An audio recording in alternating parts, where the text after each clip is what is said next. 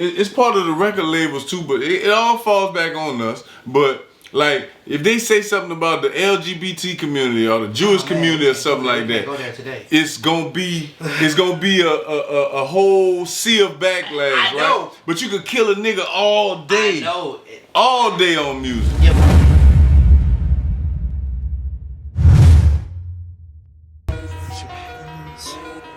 Time.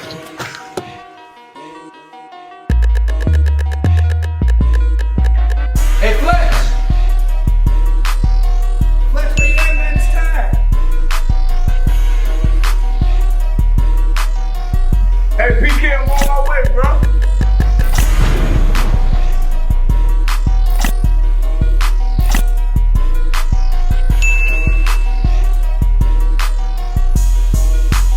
Let's do it. You ready? They've been waiting. They're ready. Let's do it. 1, 2, 3. Let's go. You're now kicking in with who? Fletch P. Let's get it, man. So, kicking it with Fletch P. We about to go on this womanizing topic, bro. I mean, let's go with it. I can say from when we was young with Snoop Dogg, we don't love them hoes. You know what I'm saying? Okay, that was like that was like what we lived by, and you continue to have that mindset, and you really like you know what I'm saying? You really like don't value a woman, not knowing or not realizing that they're like the mother of humanity. You know what I'm saying? You're like disrespecting yourself, disrespecting or yourself. where you came from. We always tell it. I know, bro, but am I guilty if I say the lyrics to a song? No, I mean because you're not guilty, but it's just that we desensitize. it plays out. Yeah, we desensitize. I mean, like, what about that song? You know, one time for the birthday, bitch. Right. Like, I have to play that song every night. But if you play Birthday Chick, nobody responds. Right. So, what about the instances where the victim plays into wanting to be the victim? What about these young ladies that want to be called bitches? What about your rappers who are out there preparing themselves as the queen bitch, and you know, the people out there that wants to be a bad bitch? Like, at what point do I make a separation of, okay, yeah, that's my bitch, that's my side hoe, I am his side girl, that's what I do, bang bang. That's like Big Pokey, you know what I'm saying? That's not rap, but you know, you singing I Come Home, that, you know, the side piece song. You even gotta go to side. You ain't gotta have one, but you really like setting your mind for it, you know what I'm saying? But there are people that live that reality and they accept that reality, and there are some women who feel like they are a bad bitch. You see what I'm saying? So where do we make that separation of it's okay to be this and it's okay not to be that?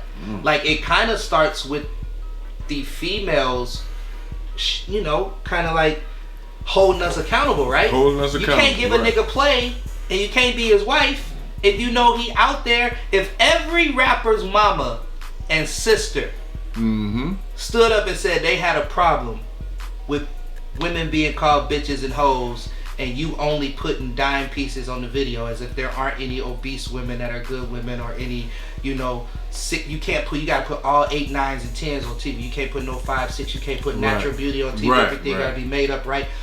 So if the rapper's mom, or if that's not being overly emphasized through our structure of teachers and principals and moms and you know, the people that the females we look up to, then how, you know, if my grandma is on TikTok dropping down and doing it, you see what I'm saying? And I'm not telling everybody what they do with their life. I'm pointing out that we can blame as much stuff as we want to, but at the end of the day, it comes back to us. Yeah, it's on us. If you stop listening to that, I remember when I used to buy CDs at Circuit City on Tuesdays for $10. They were edited. Yeah. Don't nobody make edited another CDs thing, no more. it's like when I had to be 18 to get the parental advisory. Right. Okay, all right. It's another thing. As far as the violence and disrespect of women or whatever, you couldn't, you know what I'm saying? It's part of the record labels too, but it all falls back on us. But like, if they say something about the LGBT community or the Jewish community or something like that, go there today. it's gonna be a whole sea of backlash, right? But you could kill a nigga all day. I know. All day on music. Yeah, maybe pop this day off, bro. That's a hope. That's definitely another topic, bro. But I want to stay on the messaging in hip hop. So we hit violence, we hit womanizing, drugs. Yeah. Now I know a lot of people don't like to hit drugs. I'm gonna hit drugs straight, okay? Because I'm not attacking D-boys or people that do drugs or people that sell drugs. I know that our industry, like all industries, capitalizes off of drugs. Let me first and foremost say the biggest industry that capitalizes off of drugs is the pharmaceutical industry, and I am a pharmaceutical salesperson, so I know this. So I'm not bashing the whole street drug element. I understand there's a balance. Mm-hmm. What I'm bashing is the okayness we have with hurting our own people, and there's recreation and there's just abuse. We have to hit that limit. You had that era with G's in them where it was selling, and that's still hurting the community. And then you got the new era with Juice Worlds and the I was just Futures. about to say, how many of us have died off of it? Now it's about being high now. So what was it like when we was coming up? It was you don't get high off your own supply. Right. Nah, man. Now it's cool to be high off of every drug you got. As much as possible, without control limits, without factors. CDC messing up, FDA messing up. We all dropping the ball on this one, but I'm not gonna put this all in the hip hop community. But I would say, in the 70s and 80s, they were snorting coke on the camera. Like, I mean, they ain't know no better. We got to know that this fentanyl and this carfentanil and these animal tranquilizers, we got to stop all that, y'all. That's killing everybody. It's just getting worse and worse, man. And then the gangster glorification, bro. The gangster glorification. That's another. That's your. Go ahead, my bad. No, that's kind of like what I was saying. Like the gangster, the street, the gangster element.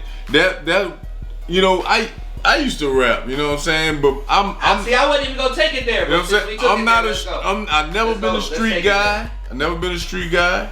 So I wasn't gonna step into that realm because I'd be fake. I see the 12s and 13s and the easily influenceables and the right. people that feel like they don't have a choice. I saw a young man outside my window carrying a piece, checking some older guys that was just in his neighborhood. But he felt like some older man empowered him and told him that was his job. And I just challenge us to make better decisions. Like, I don't have the answers to everything, but I do know 13-year-olds don't need to be toting pieces. And they're probably toting them because the best rapper they like told them don't get caught without it. You're doing everything. That's like with Juvie and BG and them C Murder and them. We used to try to do what they did, but they just didn't lead us all the way to the path of destruction, like like these guys are. And the last little piece of it is, I would like to say, the way we spend our money, man. As far as with rap, you know what I'm saying? Like, it make you think designer was not a fucking must back in the days. Now it's like you ain't clean without it on now. Like urban wear, rocker wear, Sean John, Aku, all that stuff that used to come out. Now you got Bape and stuff. That's even high. Like everything now, they like making you spend your money like on stuff that's really not that valuable. I mean, you can do what you want with your money. My thing is this is my thing. You don't talk about investing at all. Investing. What about this? So I see these artists and they bling and I see all of that and they celebrate themselves and they got the money to do that. Why not?